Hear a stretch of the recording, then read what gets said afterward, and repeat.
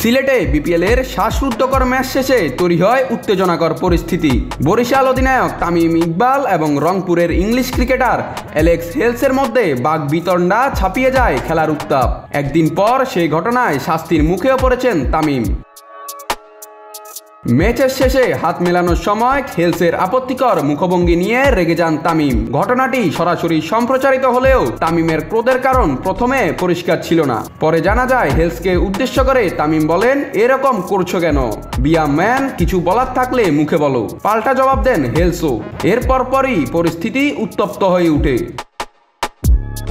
পরিস্থিতি নিয়ন্ত্রণে আনতে রংপুরের টিম ডিরেক্টর শাহনিয়ান তানিম ও দুই দলের খেলোয়াড়রা এগিয়ে আসেন। তবে ঘটনাটি এখানে শেষ হয়নি। হেলসের অভিযোগ তামিম তাকে ব্যক্তিগতভাবে আক্রমণ করেছিলেন।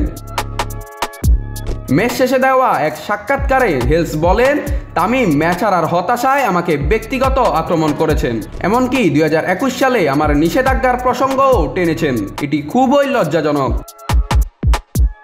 তামিমের এই আচরণ মাঠের আম্পায়ারের নজরে আসে, আর আচরণবিধি ভঙ্গের দায়ে তামিমের পাশে একটি ডিমেরিট পয়েন্ট যুক্ত করা হয় এবং দেওয়া হয় সতর্কবার্তা। তবে হেলসের বিরুদ্ধে মেলেনি কোনো অভিযোগের প্রমাণ। এটি ছিল হেলসের এবারের আসরের শেষ ম্যাচ। জয় দিয়ে বিদায় নিলেও মাঠের বাইরের ঘটনায় কালিমা লেগে যায় এই ইংলিশ ব্যাটারের নামের পাশে।